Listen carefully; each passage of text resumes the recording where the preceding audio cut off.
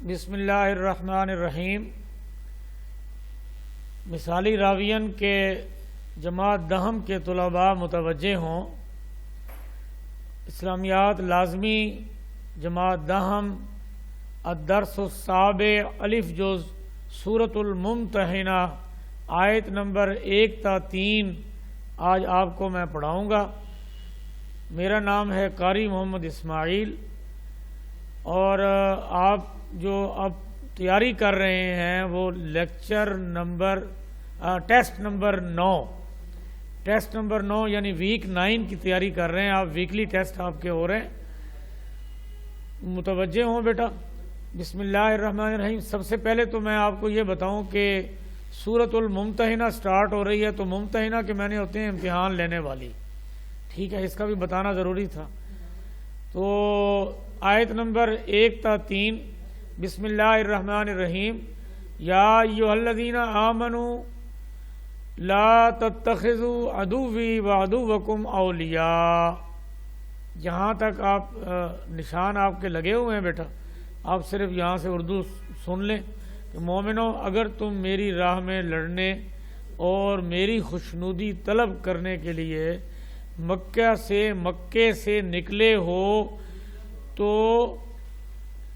میرے اور اپنے دشمنوں کو دوست مت بناؤ۔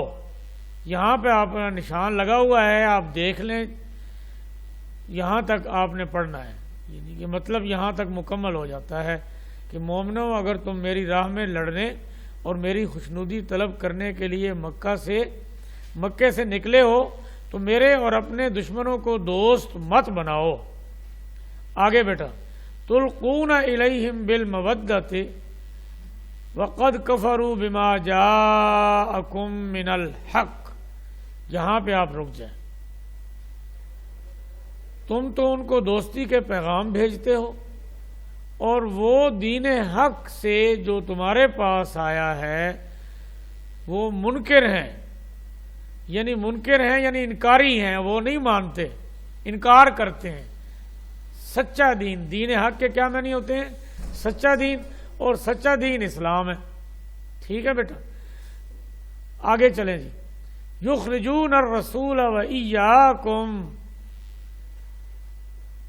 اور اس باعث سے کہ تم اپنے پروردگار خدا تعالی پر ایمان لائے ہو۔ یہاں تک یخرجون الرسول وایاکم، ایمان لائے ہو، تم کو، پیغمبر کو اور تم کو جلا وطن کرتے ہیں، یعنی وطن سے نکالتے ہیں۔ یہاں تک آپ نے اس کا ترجمہ کرنا ہے۔ یخرجون الرسول یعنی نکالتے ہیں رسول صلی اللہ علیہ وسلم کو، وایاکم، اور تمہیں، جو تم ان کے ساتھی ہو، تمہیں بھی نکالتے ہیں۔ یہاں تک آپ نے پڑھنا ہے۔ آگے چلیں جی۔ یہ ان تؤمنوا باللہ ربکم، اس کا ترجمہ پیچھے آ گیا کہ تم اپنے پروردگار یعنی خدا تعالیٰ پر ایمان لائے ہو۔ ان کنتم خرجتم جہادا فی سبیلی وابتغاء مرضاتی تسرون الیہم بالمودہ۔ یہاں پہ آپ رک جائیں، بالمودہ پہ۔ تم ان کی طرف پوشیدہ دوستی کے پیغام بھیجتے ہو، جو کچھ تم مخفی طور پر، یہاں تک تم جو ہے ان کو دوستی کی طرف پیغام بھیجتے ہو، یعنی تم ان کی طرف پوشیدہ تم ان کی طرف پیغام بھیجتے ہو، اور وہ تمہیں جہاد سے روکتے ہیں۔ آگے بیٹا، تسرون الیہم بالمودہ وَأَنَا أَعْلَمُ بِمَا أَخْفَيْتُمْ وَمَا أَعْلَنْتُمْ، اور جو کچھ تم مخفی طور پر یعنی چھپا کر اور جو تم علل اعلان کرتے ہو وہ مجھے معلوم ہے۔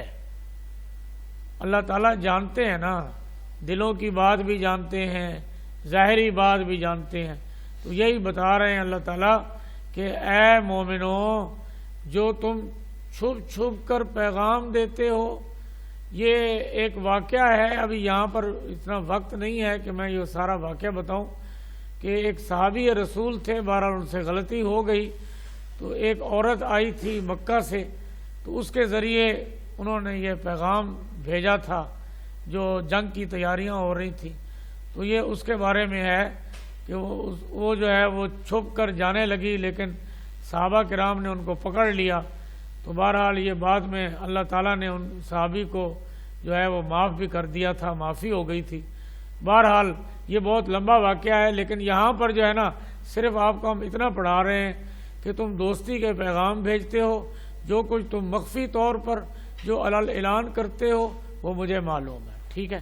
آگے وَمَن يَفْعَلْهُ مِنْكُمْ فَقَدْ ضَلَّ سَوَاءَ السَّبِيلِ، اور جو کوئی تم میں سے ایسا کرے گا وہ سیدھے راستے سے بھٹک گیا۔ سبیل کہتے ہیں راستے کو، ٹھیک ہے، اور ضلع کہتے ہیں گمراہی کو، یعنی وہ سیدھے راستے سے گمراہی کے راستے پہ چل پڑا جو کوئی ایسا کرے گا۔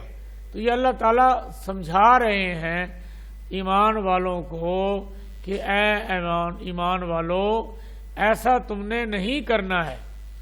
آگے چلو بیٹا، إِن يَثْقَفُوكُمْ يَكُونُوا لَكُمْ أَعْدَاءً وَيَبْسُطُوا إِلَيْكُمْ،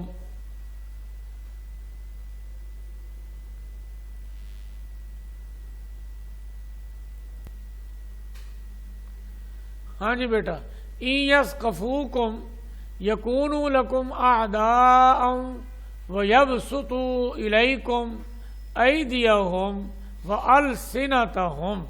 یہاں پہ آ کے اگر رک جائیں، اس کا پھر میں آپ کو ترجمہ بتاتا ہوں کہ اگر یہ کافر تم پر قدرت پا لیں، یعنی تم کو قابو کر لیں، تم ان کی قید میں آ جاؤ، تو پھر کیا کریں گے وہ؟ تو تمہارے دشمن ہو جائیں اور ایذا کے لیے، یعنی ایذا تکلیف دینے کے لیے تم پر ہاتھ بھی چلائیں اور زبانیں بھی چلائیں، اور یہاں تک زبانیں بھی چلائیں، وَأَلْسِنَتَهُمْ، ٹھیک ہے بیٹا، یہاں تک۔ آگے بِالسُّوءِ وَوَدُّوا لَوْ تَكْفُرُونَ، اب اس کا ترجمہ، اور یہ چاہتے ہیں کہ تم کسی طرح کافر ہو جاؤ۔ کافر نے تو یہی چاہنا نا کہ وہ تم کسی طریقے سے وہ تم کافر ہو جاؤ، یعنی دوبارہ اسلام کو چھوڑ دو، تو اس لیے تم پر وہ ظلم کریں گے۔ اگر وہ تم پر قدرت پا لیں گے یا تم ان کے ہاتھوں بلیک میل ہو جاؤ گے، تو پھر جو ہے نا وہ تم پر جو ہے زبانیں بھی چلائیں گے اور ہاتھ بھی چلائیں گے۔ اس لیے اللہ تعالیٰ منع کر رہے ہیں کہ ان سے دوستی نہ لگاؤ، ان کے نزدیک مت جاؤ۔ کافر جو ہیں وہ شروع میں دوستی لگاتے ہیں، جب وہ قدرت پا لیتے ہیں، یعنی تم ان کے جو ہے وہ گرفت میں آ جاتے ہو، تو پھر وہ زبان بھی چلاتے ہیں اور تمہیں وہ تکلیفیں بھی دیتے ہیں، چاہے اس میں ان کو ہاتھ چلانا پڑے، وہ تمہارے اوپر ہاتھ بھی اٹھاتے ہیں۔ اس لیے اللہ تعالیٰ ان باتوں سے منع کر رہے ہیں مسلمانوں کو۔ آگے چلیں بیٹا، لَن تَنفَعَكُمْ أَرْحَامُكُمْ وَلَا أَوْلَادُكُمْ یوم القیامہ، یہاں پہ آپ رک جائیں۔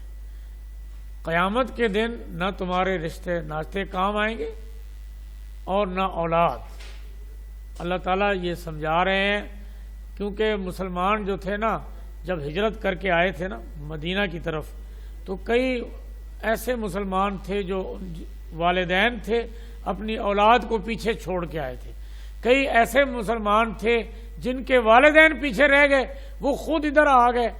تو اللہ تعالیٰ یہی بتا رہے ہیں کہ اے مومنو، تم ان کی پرواہ نہ کرو، قیامت کے دن نہ تمہارے والدین کام آنے ہیں، نہ تمہارے یہ جو رشتے ہیں، نہ کوئی تمہارے جو ہیں وہ چچا ہیں، تمہارے جو ماموں ہیں یا تمہارے کوئی اور رشتے دار ہیں، وہ کام نہیں آنے۔ کام کیا آنا ہے؟ صرف اسلام، صرف حضرت محمد صلی اللہ علیہ وآلہ وسلم تمہارے کام آئیں گے، یا ان کا لایا ہوا دین۔ تو دین کو زیادہ عزیز رکھو، اس کو سامنے رکھو اور اپنے رشتہ داروں کی فکر نہ کرو۔ یہی بات سمجھائی جا رہی ہے۔ آگے چلیں بیٹا، یفصل بینکم، اس روز وہی تم پر فیصلہ کرے گا۔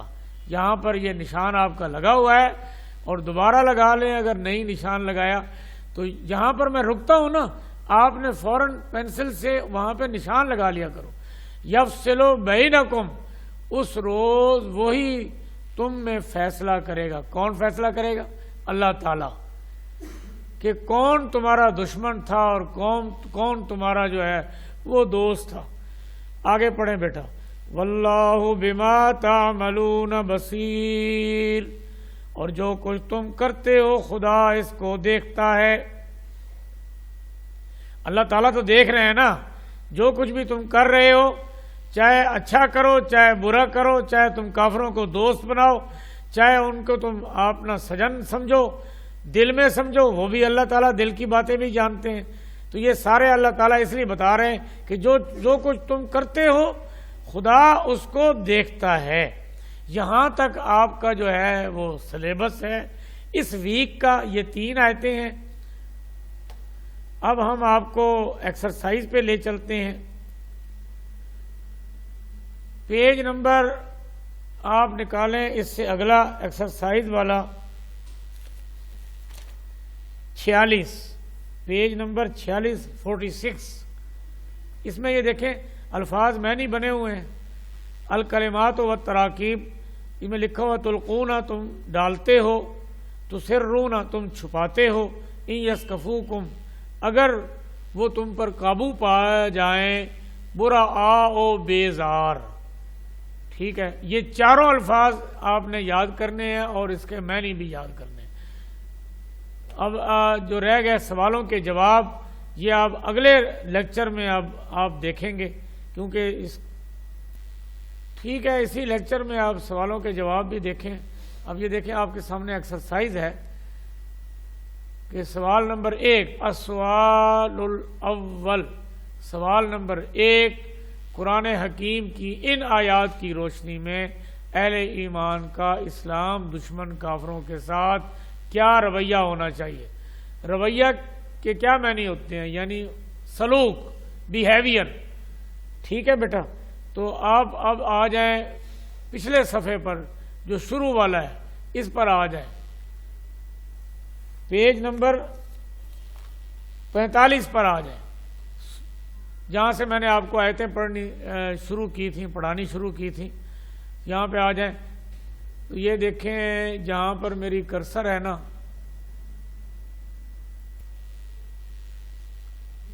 یہاں سے بیٹا یہ آپ نے نشان لگانا ہے. یہاں سے یہاں پہ آپ لکھ دیں SQ1. ٹھیک ہے، شارٹ کوشچن نمبر 1 لکھ لیا. میرے اور اپنے دشمنوں کو دوست مت بناؤ،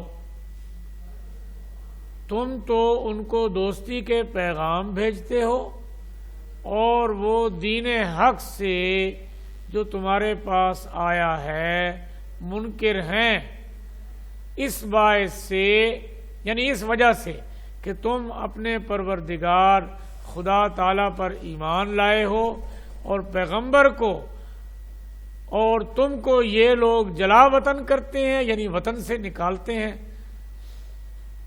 یہاں تک کر لو.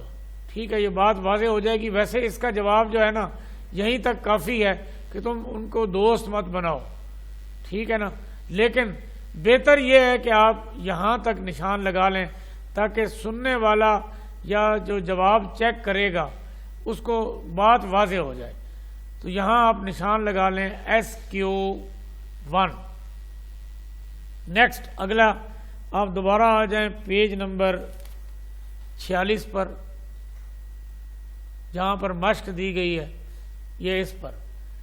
السوال الثانی، سوال نمبر 2، اس سبق میں دشمنان حق کی کن باتوں کے سبب انہیں دوست اور رازدان بنانے سے منع کیا گیا؟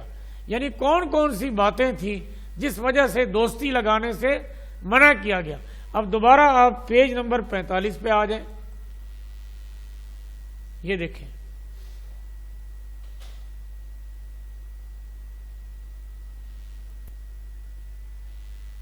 یہ بیٹا یہاں سے جو ہے نا یہاں سے آپ نے لکھ لینا ہے SQ2. ٹھیک ہے، یہ سوال نمبر یعنی شارٹ کوشچن نمبر 2. تم تو ان کو دوستی کے پیغام بھیجتے ہو اور وہ دین حق سے جو تمہارے پاس آیا ہے منکر ہے۔ پہلی وجہ تو یہ ہے کہ یہ یعنی کہ دین حق سے انکاری ہیں، وہ منکر ہیں، دین حق کو نہیں مانتے یعنی کافر ہیں، تو تم ان کو دوستی کے پیغام بھیجتے ہو نہ وہ۔ پھر جو ہے آگے فرما رہے ہیں کہ اور اس باعث سے کہ تم اپنے پروردگار خدا تعالیٰ پر ایمان لائے ہو، پیغمبر کو اور تم کو جلا وطن کرتے ہیں، یعنی جلا وطن کرنے سے مراد تمہیں وطن سے نکالتے ہیں، تمہیں بھی نکالا، پیغمبر کو بھی نکالا، یہ دوسری وجہ ہوگی، ٹھیک ہے۔ اور تیسری وجہ کہ تم ان کی طرف پوشیدہ دوستی کے پیغام بھیجتے ہو، یعنی کہ تم ان کو جو ہے دوستی کے پیغام بھیجتے ہو اور جو کچھ تم مخفی طور پر اعلان کرتے ہو اللہ تعالیٰ اس کو خوب جانتے ہیں۔